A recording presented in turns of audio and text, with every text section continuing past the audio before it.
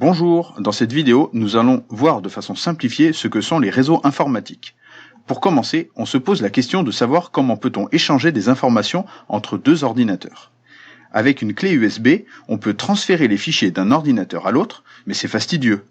L'autre solution, c'est de relier les ordinateurs entre eux. On a vu dans une autre vidéo qu'il fallait des cartes réseau placées à l'intérieur des ordinateurs et que l'information peut voyager par les câbles réseau, par la Wi-Fi, par la fibre optique, etc. Dans tous les cas, si les ordinateurs sont reliés, on a ce que l'on appelle un réseau informatique. Bon, là c'est bien beau, mais on n'a que 2 prises réseau. Mais comment fait-on pour relier plus de 3 ordinateurs? Eh bien la solution, c'est d'utiliser un commutateur, une sorte de prise multiple réseau. On va pouvoir brancher 1, 2, 3, 10 ordinateurs, et même une imprimante réseau, ou encore un serveur informatique. Très pratique, car les données qu'il contient seront accessibles par tous les ordinateurs du réseau. On peut également connecter un point d'accès Wi-Fi qui permettra de relier des portables, tablettes, smartphones en Wi-Fi. Le réseau que l'on a ici s'appelle un réseau local. En anglais, on dit LAN, Local Area Network. C'est ce genre de réseau que l'on trouve dans les entreprises ou dans un établissement scolaire. Dans le cas où on a un deuxième réseau local assez proche que l'on souhaite connecter au premier. Comme il s'agit de 2 réseaux différents, il faut passer par des appareils appelés routeurs, qui vont permettre d'interconnecter les réseaux entre eux. Ici, on a ce que l'on appelle un réseau urbain. On dit Metropolitan Area Network en anglais. À la maison, on possède également un réseau informatique. Sauf qu'au niveau du matériel, le routeur, le commutateur et le point d'accès Wi-Fi sont réunis dans un seul appareil, que l'on appelle la fameuse box, qui veut dire en anglais boîte. Et dedans, il y a un routeur, un commutateur et un point d'accès Wi-Fi.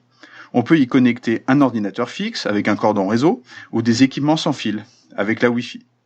On a ici ce que l'on appelle un réseau domestique, mais ça reste un réseau local, comme celui du genre de celui qui était à gauche.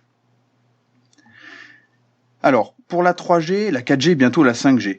Comme toujours, on a des routeurs, et de façon très simplifiée, on a des transmetteurs reliés aux antennes relais qui permettent de connecter les smartphones.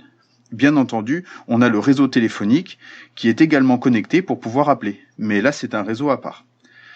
Donc cet ensemble, c'est ce que l'on appelle le réseau mobile. Et alors Internet dans tout ça, qu'est-ce que c'est ? Eh bien, les réseaux comme ceux-là, il en existe des millions sur Terre. Il n'y a qu'à ajouter celui du voisin, par exemple, auquel il faut ajouter les réseaux des très nombreux sites web, comme par exemple Wikipédia, Google, etc. Et pour relier tous ces réseaux entre eux, il y a répartis sur la planète de très nombreux routeurs.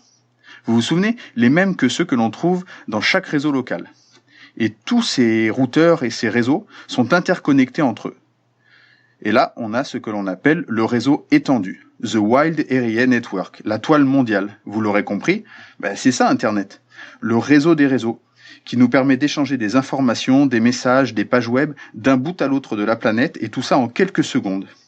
Voilà, maintenant vous en savez un peu plus sur les réseaux. Merci d'avoir écouté et à bientôt.